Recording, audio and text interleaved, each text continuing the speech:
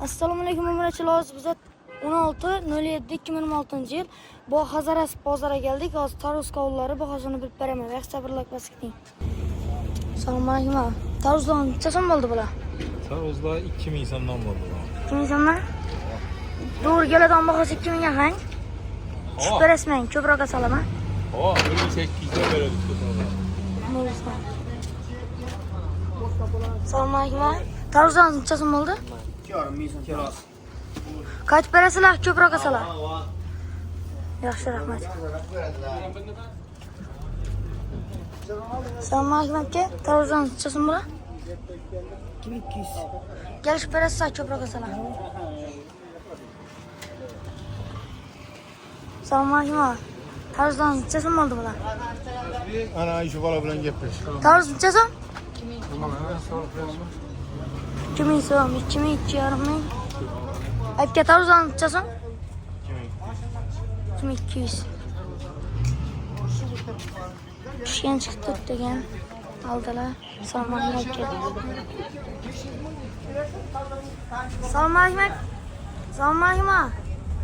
Qarab bering. Uyda pullar shunday qol. Tarvuz necha so'm ha? Assalomu alaykum. 2000 so'm. Vapa, singan. Assalomu alaykum. Assalomu alaykum. Qovunlar necha so'm bular? 6000 so'm. Donasimi, kilosimi? Donasi. Kilosi ekan. Yaxshi. A qovunlar necha so'm? Bo'ladi. Ha? Qovun necha so'm? Qovunma rasprodaja bo'lib turibdi. 6000 so'm saylaning uka. Donasi. Kilosi. Kilosi 6000 so'm. Tarvuz necha so'm? Tarvuz 2500 so'm. Ko'proq olsalar kelishib beramiz. Yaxshi.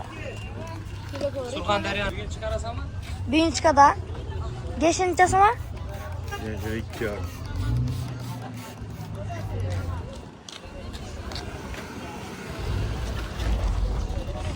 Assalomu alaykum aka. Tarvuz necha so'm? 2000 so'm. Gelishib berasizlar, ko'proq olaman. 1700 gelishib beradilar. Qovunlar sizgami? Egasi o'xshaydi.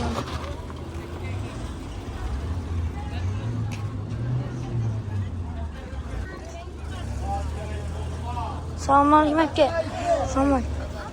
Qovunlar necha so'm? 4dan 5dan. 4000 so'm, 5000 so'm. Tarvuz necha so'm? Assalomu alaykum.